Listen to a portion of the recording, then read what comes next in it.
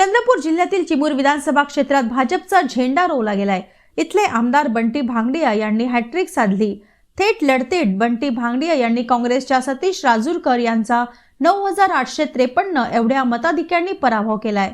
बंटी भांगडिया यांच्या विजयानंतर चिमूर शहरातून भव्य मिरवणूक काढण्यात आली। या मिरवणुकीत हजारो भाजप कार्यकर्ते सहभागी झाले।